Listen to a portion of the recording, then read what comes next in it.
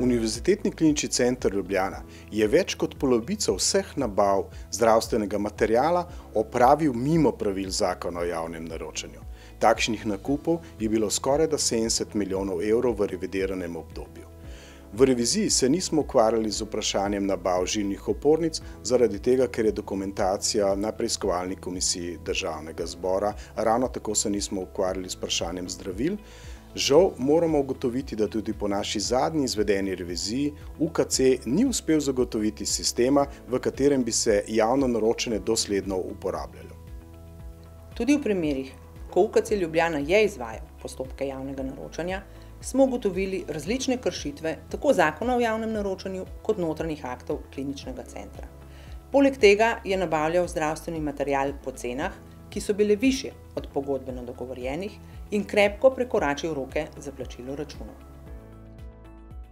Moramo opozoriti tudi, da smo imeli precejšnje težave že s pridobivanjem verodostojnih podatkov o nabavah zdravstvenega materiala v UKC Ljubljana, kar je seveda bistveno vplivalo tudi na čas, ki je bil potreben za izvedbo te revizije.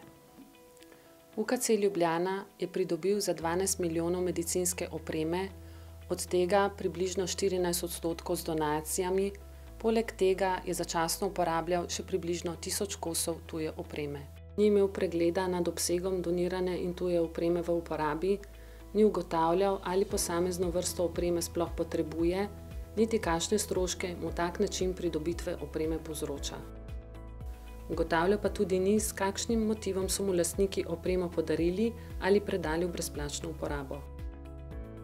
UKC Ljubljana bo moral Računskemu sodišču do konca aprila v odzivnem poročilu predložiti, da je analiziral nabave zdravstvenega materiala ter pričel z izbiro dobaviteljev vsega zdravstvenega materiala, za katerega bo ta analiza pokazala, da dobavitelji niso bili izbrani v predpisanih postopkih javnega naročanja. Da bodo popis medicinske opreme izvajale osebe, ki niso hkrati odgovorne za to isto medicinsko opremo. In da je ustrezno uredil obveznost popisa ter vodenja evidenc tuje medicinske opreme.